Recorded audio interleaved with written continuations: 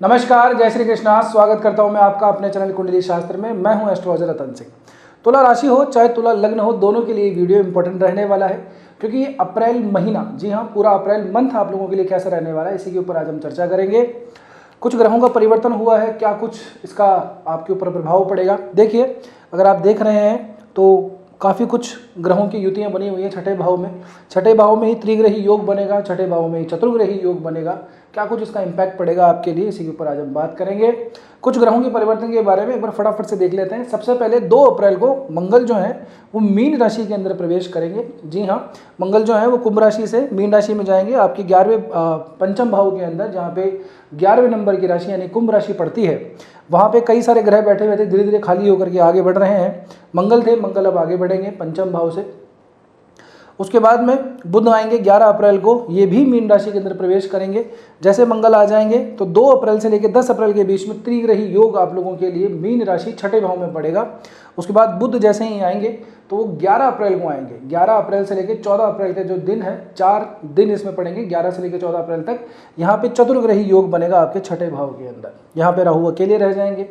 थोड़ी सी 2-3 दिन आगे और बढ़ेंगे, 14 अप्रैल आएगा। 14 अप्रैल को सूर्य आगे प्रवेश कर जाएंगे अपनी उच्च की राशि मेष के अंदर, आपके सप्तम भाव में, और शुक्र के साथ में युति बना के चलेंगे, जो कि आपके राशि और लग्नेश हैं। जी हाँ, 14 अप्रैल से 19 अप्रैल तक ये युति कायम रहेगी आप लोगों के 7वें भाव में। उसके बाद 19 अप्रैल आएगी, शुक्र अपनी खुद की राशि के अंदर जाएंगे, लेकिन 8वें भाव के अंदर।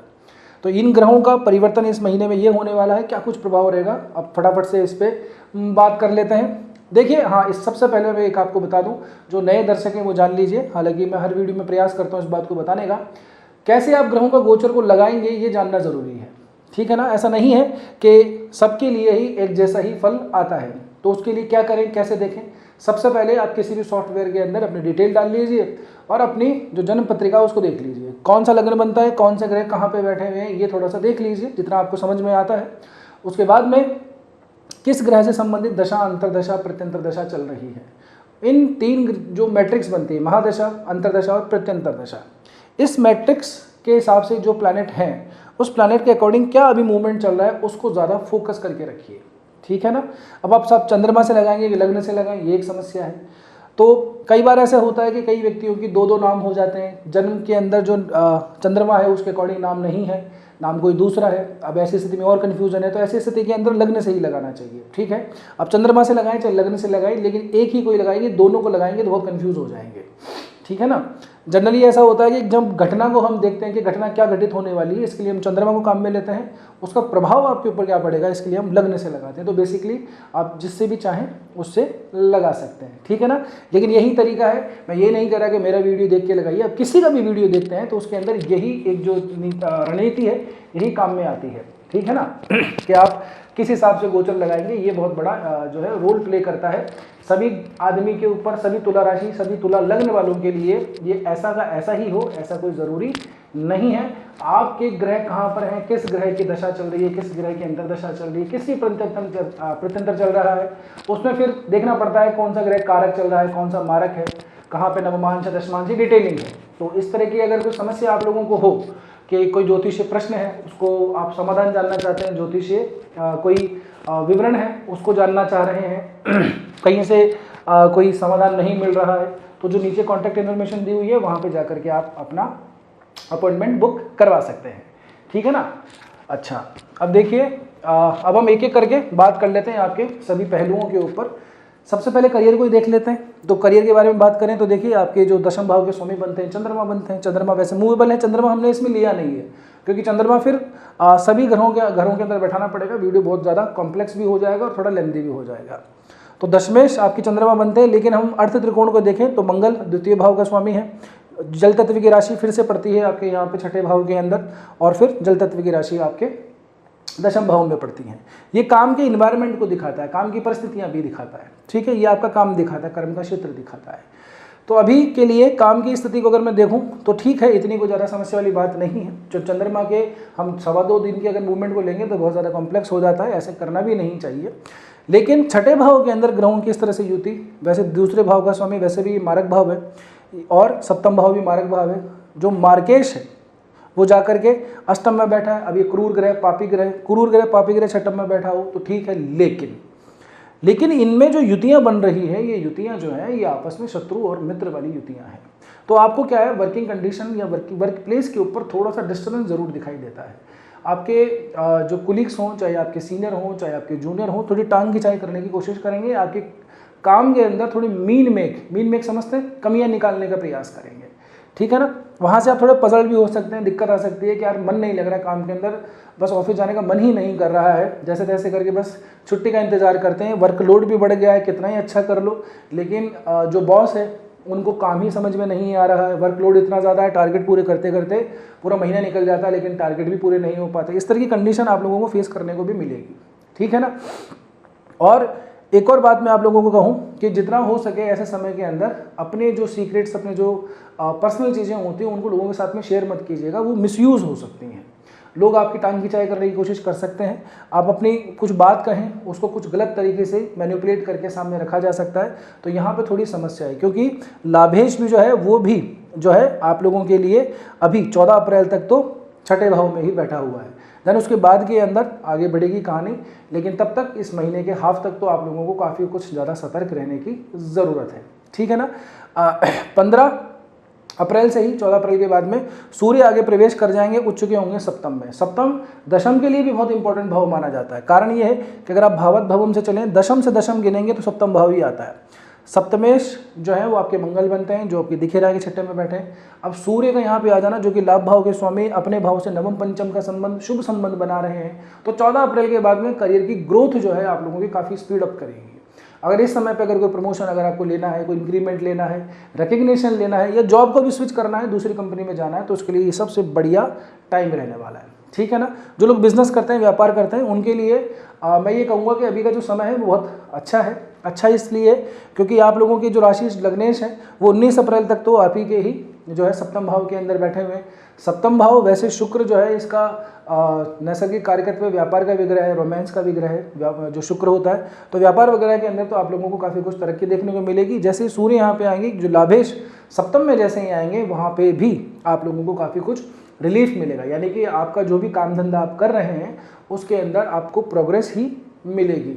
आपके ऐसा है कि जो कहते हैं ना कॉन्टैक्ट्स बहुत अच्छे हैं अगर आप लोगों के, तो उनको भुनाने का ये समय आपके पास में 14 अप्रैल के बाद में आएगा। यानी कि अगर आपकी लाइजनिंग अच्छी है, आपके कॉन्टैक्ट्स अच्छे हैं, तो उनके सपोर्ट से आपका जो बिजनेस है वो काफ़ी कुछ आगे ग्रो करेगा, ठीक है ना। 19 अप्रैल के बाद में इसके जो शुक्र महाराज हैं आपके जो लग्नेश राशि बनते हैं अष्टम भाव में चले जाएंगे, ठीक है। व्यापार के ऊपर डायरेक्टली इसका इतना कुछ इम्पैक्ट नहीं पड़ेगा, लेकिन हाँ आपकी पर्सनैलिटी के ऊपर ज़रूर इम्पैक्ट पड़ सकता है, ठीक है ना। आप छोटी छोटी चीज़ों को नोट करने लग सकते हैं, छोटी छोटी बातों के अंदर आप बोलिए ना बाल की खाल निकालना, तो बाल की खाल निकालने की प्रयास आप करेंगे तो इन चीज़ों से बचिएगा, आपको कोई ज़्यादा फायदा इन चीज़ों से होगा नहीं, तनाव ही होगा, उसके अलावा कुछ नहीं है, ठीक है ना। 14 अप्रैल के बाद में भी चीज़ें ठीक हैं, आपको गवर्नमेंट ऑफिशियल्स का सपोर्ट काफ़ी कुछ अच्छा मिल सकता है, ब्यूरोक्रेट्स का सपोर्ट काफ़ी अच्छा कुछ मिल सकता है। जो लोग व्यापार करते हैं उन लोगों के लिए स्पेशली ये बात है। इसके अलावा भी अगर मैं बात करूं तो वर्किंग कंडीशन, वर्क जो जॉब करते हैं है ना, जो फिक्स जिनकी मंथली सैलरी आती है, उन लोगों के लिए भी 14-15 अप्रैल के बाद में जो स्थिति है काफ़ी कुछ फेवरेबल रहेगी, जिसके बारे में मैंने बताया ही आप लोगों को। उसके बाद में चाहें तो आप जो है इम्प्रूवमेंट करने का प्रयास कर सकते हैं। इम्प्रूवमेंट मतलब जॉब को स्विच कर सकते हैं, प्रमोशन भी लेने का प्रयास कर सकते हैं, बॉस से भी थोड़ा सा आपको जो है सपोर्ट ही मिलता हुआ नज़र आ रहा है। लेकिन उससे पहले की जो स्थिति है वो थोड़ी सी हमको यहाँ पे ठीक नहीं नज़र आ रही है, ठीक है। अब बात करते हैं हम आपके फाइनेंस की, वेल्थ की। तो फाइनेंस वेल्थ की अगर मैं बात करूं तो देखिए मंगल की कंडीशन थोड़ी सी ऐसी है कि आप लोगों के लिए मंगल जो है इतना ज़्यादा कारक नहीं बनता, मार्केश बनता है, लेकिन केंद्र का भी स्वामी है, द्वितीय का भी स्वामी है, धन भाव का स्वामी है, सप्तम भाव का स्वामी है। मंगल जैसा ग्रह जब छठे में बैठ जाता है तो ये वैसे स्थान के हिसाब से मंगल यहाँ पे काफ़ी कुछ पावरफुल होता है। शनि भी यहाँ पे, तो शनि भी यहाँ पे पावरफुल होता है। ऐसे समय में व्यक्ति को शत्रुहंता तो बनाता है, लेकिन दोनों की जो ट्यूनिंग है वो ठीक नहीं है, ठीक है ना। तो फाइनेंस के मामले के अंदर अगर कोई लीगल चीज़ें अगर आप फेस कर रहे हैं, कोई कोर्ट केस है, कोई लीगल इश्यूज फेस कर रहे हैं, तो इस समय पर ज़रा थोड़ा सा सावधान रहिएगा, खास करके 2 अप्रैल के बाद में ही। तो थोड़ी सी केसेस, थोड़े से कोर्ट केस, लीगल इश्यूज थोड़े से ज़्यादा आ सकते हैं फाइनेंशियल मामले के अंदर, ठीक है ना। कोई बहुत बड़ा इन्वेस्टमेंट करने के लिए तो मैं आपको नहीं कहूँगा, क्योंकि इतना ज़्यादा फेवरेबल टाइम नज़र नहीं आ रहा है। इनकम वगैरह है जो इट्स ओके, क्योंकि अपने भाव से नवम पंचम में गया हुआ है मंगल। लेकिन दृष्टि संबंध की अगर मैं बात करूं तो दृष्टि संबंध आपकी ही लग्न, आपकी राशि पे 8वीं दृष्टि पड़ती है, 12वें भाव पे 7वीं दृष्टि पड़ रही है, और आपके भाग्य भाव पे 4थी दृष्टि पड़ रही है। फाइनेंस का इतना कुछ यहाँ पे हमको सपोर्ट मंगल से मिलता हुआ नजर नहीं आ रहा। शनि की जो है वो भी छठे भाव के अंदर ही बैठे हुए हैं, तो बड़ा इन्वेस्टमेंट करने से थोड़ा सा बचना है। लीगल इश्यूज जो हैं उसके अंदर जीत आपकी हो सकती है, बशर्त वही है कि अब आपकी मेन चार्ट के अंदर जो आपका लग्न पत्रिका है, जो आपकी जन्म पत्रिका है, उसके अंदर कौन सा ग्रह ज़्यादा मजबूत है, शनि मजबूत है या मंगल ज़्यादा मजबूत है। होना आपका शनि मजबूत ज़्यादा चाहिए, क्योंकि आपके लिए योग कारक ग्रह बनता है, चतुर्थेश भी है और पंचमेश भी है। अगर शनि मजबूत है तो चिंता की बात नहीं है, क्योंकि 12-13 अप्रैल के बाद में शनि जो है वो पूर्व दिशा के अंदर उदय हो जाएंगे, अभी अस्त चल रहे हैं, देन 22 अप्रैल के आसपास ये कंप्लीटली आपको उदय दिख जाएंगे। तो शनि अपना इम्पैक्ट, पॉजिटिव इम्पैक्ट आपको देने में पूरी तरह से समर्थ होंगे, शत्रु हंता बनाएंगे, ठीक है ना। लीगल कोर्ट केसेस के अंदर अगर आप चल रहे हैं तो वहाँ से भी आपको निकालने में मदद शनि ही करेंगे। लेकिन अगर शनि आपके महाराज खराब है मेन पत्रिका के अंदर, तो फिर तो बड़ी समस्या वाली बात है। और ऊपर से शनि की कोई महादशा, अंतरदशा, प्रत्यंतर दशा चल रही है तो और भी ज़्यादा दिक्कत हो सकती है अगर शनि खराब है तो। इसलिए मैं कहता हूँ कि आपकी मेन पत्रिका, आपकी जन्म पत्रिका ही सबसे इंपॉर्टेंट है, वही बताती है कि अभी इन गोचरों का इम्पैक्ट सबसे ज़्यादा कैसे पड़ेगा। ऐसा नहीं है कि इसका कोई इम्पैक्ट नहीं पड़ता, ठीक है ना, इम्पैक्ट पड़ता है, और आप सब रिलीवेंट करके आराम से इसको समझेंगे कि हाँ नहीं इम्पैक्ट तो पड़ रहा है, लेकिन ज़्यादा इम्पैक्ट उनका पड़ेगा जो आपके मैट्रिक्स के अंदर आ रहे हैं, महादशा, अंतर्दशा और प्रत्यंतर दशा। चलिए आगे बढ़े। अब देखते हैं साहब, आपकी हेल्थ को थोड़ा सा देख लेते हैं। हेल्थ में थोड़ा सा मामला अभी हमारा कमज़ोर चल रहा है। हेल्थ के आपको थोड़े इशू आ सकते हैं, खास करके उन लोगों को जिनको आर्थराइटिस की प्रॉब्लम है, जिनको न्यूरोलॉजिकल प्रॉब्लम है, जिनका कोलेस्ट्रॉल बढ़ा हुआ रहता है, जिन लोगों का थोड़ा सा ऐसा है कि हार्ट की थोड़ी सी प्रॉब्लम ज़्यादा रहती है, तो उन लोगों के लिए थोड़ी सावधान होने की ज़रूरत है। बहुत ज़्यादा रिस्क अभी नहीं लेना है, मतलब रिस्क लेने का मतलब कोई ऐसी एक्टिविटी में पार्टिसिपेट नहीं करना है जिसमें इंजरी हो सकती है, ठीक है ना। और खान पान का स्पेशली ध्यान रखना है। गाड़ी वगैरह चलाएं थोड़ा सा आराम से चलाएं, या ऐसे लोगों के साथ में ना बैठें जो बहुत ज़्यादा ड्राइविंग करते हैं, इम्पैक्ट आपके ऊपर आ सकता है, ठीक है। हालांकि इसके लिए करना ये चाहिए, जनरल सी बात है कि अगर आप मंदिर जाते हैं, शिव जी के मंदिर जाते हैं, तो शिव जी के मंदिर जाइए, वहाँ पे आप जो है महामृत्युंजय का जाप कर सकते हैं आराम से, तो उस समय भी आपको काफ़ी कुछ रिलीफ मिल जाएगा, ठीक है ना। इस भाव के स्वामी की बात करें तो इस भाव का स्वामी अच्छे भाव में बैठा हुआ है, भाग्य भाव में, जो गुरु बनते हैं आप लोगों के लिए, तो काफ़ी कुछ पॉजिटिव चीज़ें हैं इसके। लेकिन फिर भी इतने सारे ग्रहों का जमावड़ा, पहले त्रिग्रही योग फिर चतुर्ग्रही योग, ये ठीक इस तरह से नहीं है। फाइनेंस की एक बात मैं और बता दूं, ऐसे टाइम पे लोगों को डेट्स काफ़ी कुछ हो जाते हैं, कहा ना, मतलब उधार लेना पड़ सकता है, कर्जे हो सकते हैं, कर्जे बढ़ सकते हैं। तो जितना हो सके अपने फाइनेंस को मैनेज करके रखिएगा। यहाँ पे चीज़ें थोड़ी सी बदल सकती हैं, आप लोगों के लिए नेगेटिव आ सकती हैं। इन 3-4 ग्रहों में से अगर 1-2 ग्रह आपके मेन चार्ट में अच्छे हैं और उन्हीं से संबंधित दशांतर दशा, तो ये पॉजिटिव आपके लिए काम कर जाएगा। शत्रुहंता भी बनाएगा, फाइनेंस भी मैटर आपके अच्छे कर जाएगा। लेकिन अगर हालत बिगड़ी हुई है तो फिर तो थोड़ी समस्या वाली बात रह सकती है, ठीक है ना। देखो डराने वाली बात नहीं है, तरीका मैं आपको बता रहा हूँ कि कैसे आप चीज़ों को अप्लाई करें। आप बहुत सारी वीडियो देखते होंगे कि कोई कुछ और कहता है, कोई कुछ और कहता है, तो आप उस तरीके से लगाइए कि आपके जीवन में किस ग्रहों की ज़्यादा इंपॉर्टेंस अभी चल रही है, ठीक है ना। अब बात करते हैं रिलेशनशिप की। तो रिलेशनशिप वाले मामले में मामला अभी ठीक चल रहा है। मंगल जैसे ही आगे बढ़े हैं, रिलेशनशिप की चीज़ों के अंदर थोड़ा ठीक है। राहु बुध की युति है, थोड़ा टॉकेटिव बना रही होगी, आप लोगों को बातचीत थोड़ी ज़्यादा कर रही होगी, लस्ट थोड़ा ज़्यादा आ गया होगा, तो ठीक है। 11 तारीख के बाद में बुध भी यहाँ से निकल जाएंगे, क्योंकि बुध यहाँ पे कारक ग्रह बनते हैं, नवमेश बुध ही बनते हैं, नवमेश जाके पंचम में बैठा है, तो बुध अभी अपने इम्पैक्ट देने के अंदर कैपेबल है। इससे पहले भी दे रहे थे, लेकिन मंगल भी साथ थे भाई। कई सारे ग्रहों का जमावड़ा जब एक जगह हो जाता है तो उस ग्रह की स्थिति थोड़ी सी खराब हो जाती है, ठीक समझिए। तो जितना हल्का होगा ग्रह, कम से कम उस भाव के अंदर ग्रह बैठे हों, 1-2 बैठे हों तो बहुत बढ़िया है। ज़्यादा जब बैठ जाते हैं तो उस भाव की हालत जनरली टाइट हो जाती है, ठीक है ना।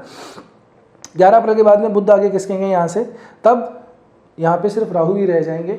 राहु पंचम के अंदर बैठे हों, अब आपकी मेन पत्रिका में डिपेंड करेगा कैसे हैं, लेकिन कुंभ के हैं, पंचम के अंदर बैठे हैं तो ठीक है, अपने खुद के नक्षत्र में चल रहे हैं।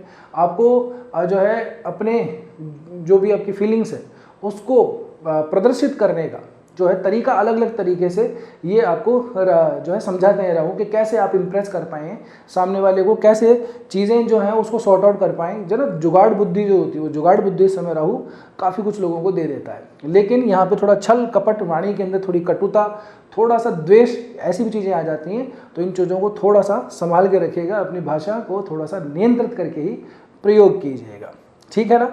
दाम्पत्य जीवन की मैं बात करूं तो दाम्पत्य जीवन 19 तारीख तक बहुत बढ़िया है, कोई ज़्यादा विशेष इसमें समस्या नहीं, इवन मैं कहूँ कि अच्छा ही है, ठीक है ना। रोमांस थोड़ी सी वृद्धि है, थोड़ी मैच्योरिटी थोड़ी सी बढ़ती है, आपस में एक दूसरे को समय देने से जो है चीज़ें और ज़्यादा खुलती चली जाएंगी। सूर्य का यहाँ पे प्रवेश होगा तो सूर्य थोड़ी सी वही है, थोड़ा फायर एलिमेंट है ना, ये थोड़ा लग्जरी है, तो थोड़ा कुल मिला के बात ये अहंकार ईगो भी थोड़ा सा आ सकता है, खास करके 4 दिनों के दौरान, 14 अप्रैल से लेकर के 19 अप्रैल के दौरान जो 5 दिन रहेंगे, 4-5 दिन, इन दिनों के दौरान थोड़ा सा ईगो अहंकार थोड़ा ज़्यादा आ सकता है। शुक्र जैसे अगर ट्रांसफर करेंगे, सूर्य अकेले रह जाएंगे, झगड़ा ऐसे समय पर बढ़ जाता है, तो अपने पार्टनर से ज़्यादा आर्ग्यूमेंट करेंगे तो आपके लिए ही नुकसान रहेगा। तो ज़्यादा आर्ग्यूमेंट ना करें, जितना है उतना सुन लिया, अपनी बात कही, सुनी तो ठीक, समझी तो ठीक, नहीं तो जय सिया राम, ठीक है। अब आगे बात करें हम आप लोगों के लिए जिन लोगों का ऐसा है कि फॉरेन ट्रैवल वगैरह रहता है या इमिग्रेशन का है, पासपोर्ट सेटिंग, मतलब इस तरह से चीज़ें करनी है, दूसरे देशों में बसना है, काम चाहिए या रह रहे हैं ऑलरेडी, क्योंकि हमारे बहुत सारे दर्शक जो हैं बहुत दूसरे अलग अलग देशों में भी रहते हैं, यूरोप में है, यूएस में है, Canada, Australia, New Zealand, UAE, Afghanistan जैसे कंट्रीज़ में भी हमको फ़ोन आते हैं। बहरहाल तो आप लोगों के लिए जो इस देश से वहाँ पे गए हुए हैं, ठीक है ना, माइग्रेट करके गए हुए हैं, काम के लिए गए हुए हों, चाहे वर्किंग वीज़ा पे हों, चाहे परमानेंट सेटलमेंट का प्रयास कर रहे हो, उन लोगों के लिए मैं कहूँगा थोड़ा सा टाइम कठिन है, क्योंकि तीनों चारों ग्रह जब ये होगी सीधी सीधी दृष्टि 12वें भाव के ऊपर डालती है। इस भाव का जो स्वामी है, जब आप देखेंगे मीन राशि के अंदर बुध जब जाएंगे 11 अप्रैल को, तो वो नीच के हो जाएंगे। मीन राशि में बुध जो है नीच के होते हैं, लेकिन सेम टाइम में नीच भंग भी हो जाता है, क्योंकि यहाँ पे एक दूसरे के राशि परिवर्तन हो रहा है, गुरु का और बुध का। अब ये आपके चार्ट बहुत अच्छे से बता सकता है कि इसका आपको अच्छा फल मिलेगा, नेगेटिव फल मिलेगा, लेकिन छठे भाव से अगर हम 12वें भाव को कैलकुलेट करें, समसप्तक होते हैं ये भाव, चारों ग्रहों की दृष्टियाँ पड़ती हैं, तो थोड़ा सा वर्किंग प्लेस के ऊपर थोड़ा सा तनाव दिखता है। हाँ, ऐसा है कि आप लोगों को वहाँ से वापस अगर आना है, जगह चेंज करनी है, तो उसके लिए मैं कहूँगा थोड़ा ठीक टाइम है। बस बहुत ज़्यादा ट्रस्ट किसी पर नहीं करना है, किसी की जल्दी से बातों में आकर के डिसीजन नहीं ले लेना है। पहले चीज़ों को थोड़ा सा पुख्ता करिए, अपने थोड़ा सा जो फ्रेमवर्क है आपके डिसीजन मेकिंग का उसमें डालिए कि आपके लिए वो फेवरेबल है, थोड़ा सा जांचिए परखिए, उसके बाद में ही किसी व्यक्ति की, किसी संस्था की बात को मानिएगा, नहीं तो थोड़ा सा नुकसान आप लोगों को हो सकता है। अब स्पेशली सभी तुला राशि तुला लगने वाले, एक दो बात मैं आपको कहूँगा कि थोड़ा सा हेल्थ का स्पेशली इन दोनों ज़्यादा ध्यान रखिएगा। चोट चपेट एक्सीडेंट का थोड़ा सा सीन बन रहा है आप लोगों का, ठीक है ना। और ख़ास करके अगर मैं बात करूँ आप लोगों के 11 अप्रैल के बाद में, है ना, 11 अप्रैल या 19 अप्रैल के बाद में तो थोड़ी सी स्थितियाँ बदल जाएंगी, क्योंकि अगर आप देखेंगे तो 8वें का स्वामी 8वें में गया हुआ है, 12वें का स्वामी 6ठे में चला जाएगा, ठीक है ना। और ये जो 8वें 12वें का संबंध बनता है, ये इतना ज़्यादा ठीक नहीं है, दृष्टि से देखेगा भी सही अपने भाव को, तो थोड़ा सा रिस्की काम करने से थोड़ा सा बचिएगा। खान पीन का स्पेशली ध्यान रखिएगा। और अगर जो शुगर के पेशेंट्स हैं, जिनको सिरोसिस वगैरह की थोड़ी सी प्रॉब्लम रहती है, स्किन से एलर्जी वगैरह रहती है, उन लोगों को भी थोड़ा सा सावधान रहने की ज़रूरत है, ठीक है ना। इन चीज़ों का ध्यान रखिएगा। कोई डराने वाली बात नहीं है, जो जैसी चीज़ें स्थिति बनती हैं वैसे बताना ज़रूरी है। ऐसा नहीं होता है कि मीठा मीठा गप और कड़वा कड़वा थू, है ना। लोगों को लगता है कि साहब भी ऐसे कैसे बोल रहे हो, डरा रहे हो, फलाना, जो सही चीज़ें हैं आपके सामने है ना। तो कुछ लोग अगर इन चीज़ों को ध्यान में रख कर ये नुकसान से बच पाएँ तो हम समझेंगे कि यार चलो उद्देश्य पूरा हुआ, अच्छी चीज़ों का सही इस्तेमाल कर पाएँ और आगे अच्छी तरक्की कर पाएँ, ग्रोथ कर पाएँ, उसका लाभ ले पाएँ, तो भी हमारा उद्देश्य पूर्ण हो जाता है। बाकी कुछ लोग आते हैं कमेंट में, जिसकी जैसी मर्जी आती है कह के चला जाता है, तो जिसकी जैसी मति है उसकी वैसी गति है। अब देखिए महाराज, अब आप यहाँ तक पहुँचे हैं तो आपको वीडियो ठीक ठाक ही लगा होगा। रुक जाइए, अभी रुकिए, रिक्वेस्ट है आप लोगों से, एक वीडियो ठीक ठाक लगा है तो लाइक भी आपने कर ही दिया होगा। रिक्वेस्ट मेरी ये है कि आप जितना ज़्यादा हो सके चैनल को हाइप करने का प्रयास कीजिएगा। कमेंट सेक्शन में जाएंगे, उसको स्वाइप करेंगे, वहाँ पर हाइप का ऑप्शन आता है, वीडियो को हाइप ज़रूर से कर दीजिएगा। आपका जो सपोर्ट है, आपका जो प्रेम है, वही हमारे लिए मोटिवेशन बनता है। तो आप देख के चले जाते हैं, सब्सक्राइब नहीं करते हैं, ठीक नहीं है। आप सब्सक्राइब करके भी करें चैनल को अगर आपको ठीक लगता है तो, ठीक है ना। बस आज की वीडियो में इतना ही, मिलते हैं अगले वीडियो में। तब तक के लिए स्वस्थ रहिए, मस्त रहिए, अपना और अपनों का ध्यान रखिए। जय श्री कृष्णा, जय श्री राम, हर हर महादेव, जय गौरी शंकर।